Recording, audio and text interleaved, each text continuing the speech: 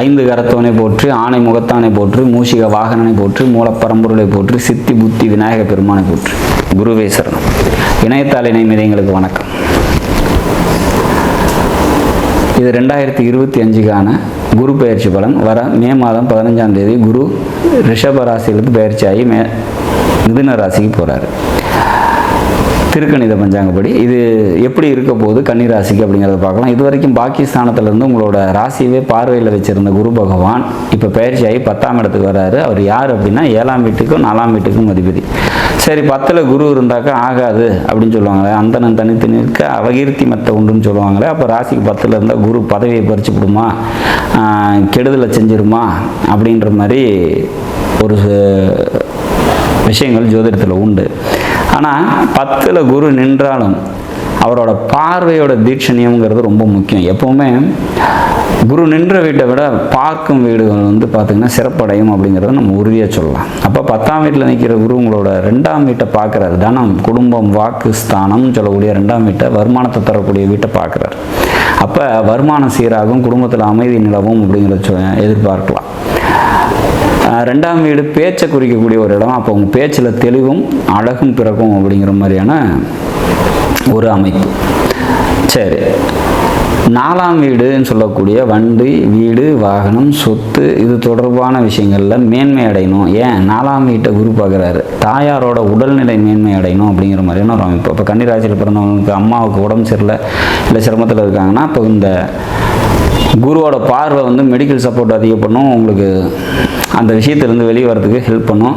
வீடு கட்டிகிட்டு இருக்கீங்க, இல்லை இடம் வாங்கணும்னு முயற்சி பண்ணிகிட்ருக்கீங்க, இல்லை வண்டியை மாற்றணும்னு நினச்சிட்ருக்கிறீங்க, இல்லை புது வண்டி வாங்கணும்னு நினச்சிட்ருக்கீங்க, இந்த மாதிரியான விஷயங்கள் எல்லா முயற்சிகளுக்கும் இந்த குரு பார்வை கை கொடுக்கும் அப்படிங்கிறதுல மாற்று இல்லை அப்படிங்கிற மாதிரியான ஒரு சுச்சுவேஷன்ஸ்.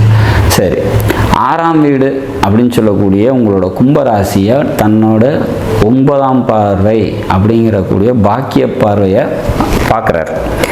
இது என்ன மாதிரியான பலனை தரும் அப்படின்னா தாய் வழி சொந்தங்களால் நன்மைகளை தரும் அப்படிங்கிறத நம்ம உறுதியாக சொல்ல முடியும்.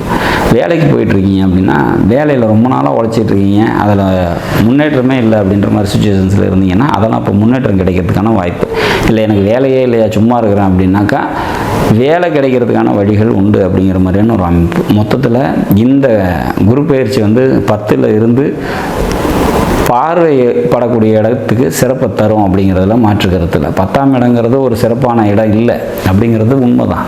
ஏன்னா ஒரு ஐஏஎஸ் அதிகாரியை கொண்டு போய் ஐபிஎஸ் அதிகாரியாக உட்கார வச்ச மாதிரி. அப்போ அது செகண்ட் ரேங்கில் தான் இருக்கும். குரு ஒரு முழுமை சுபகிரகம். அது திரிகோணத்தில் இருக்கும்போது சிறப்பு, கேந்திரத்தில் இருக்கும்போது கொஞ்சம் கிரேடு கீழே தான். பட் இருந்தாலும் அதோட பார்வை பார்த்திங்கனாக்கா ரொம்ப சிறப்பாக இருக்கும். அந்த பார்வைப்படக்கூடிய இடத்தின் மூலம் நன்மைகள் நடக்கும் அப்படிங்கிறதுல மாற்று கருத்து இல்லை. கன்னிராசியை பொறுத்த வரைக்கும் வருமானத்துக்கும் குடும்பத்தில் ஒற்றுமையும் அமைதியான சூழ்நிலைகள் நிச்சயமாக ஏற்படும் அப்படிங்கிறதும், 4ஆம் வீட்டை குரு பார்க்கறதுனாலும் தனது சொந்த வீடான 4ஆம் வீட்டை அந்த கிரகமே தான் வீட்டை தானே பார்க்கறதுங்கிறது பார்த்திங்கனாக்கா மிக சிறப்பான ஒரு அமைப்பு. இப்போ அதனாலையும் உங்களுக்கு வண்டி, வீடு, சொத்து சம்மந்தப்பட்ட விஷயங்களில் நன்மைகள் ஏற்படுங்கிறதும், 6ஆம் வீட்டை குரு அவங்களோட ராசிக்கு 6ஆம் வீட்டை குரு பார்க்கறதுனால வேலை சம்மந்தப்பட்ட விஷயங்களில் முன்னேற்றம் ஏற்படுங்கிறதும் ஒரு சிறப்பான ஒரு விஷயம். சொந்த தொழில் செஞ்சிட்டு இருக்கவங்களுக்கு மட்டும் தொழிலில் ஒரு சில சிரமங்கள், அதாவது பணம் கொடுக்கல் வாங்க விஷயத்தில் கொஞ்சம் கூடுதல் கவனமாக இருந்துட்டால் போதும். மற்றபடி கன்னிராசியை பொறுத்த வரைக்கும் இது இந்த குரு பயிற்சி அற்புதமான ஒரு காலம் அப்படிங்கிறதுல மாற்று கருத்து இல்லை. நாடும் நாட்டு மக்களும் நலமுடன் வாழ நவகிரகங்களை வேண்டி அமைகிறேன். நன்றி, வணக்கம்.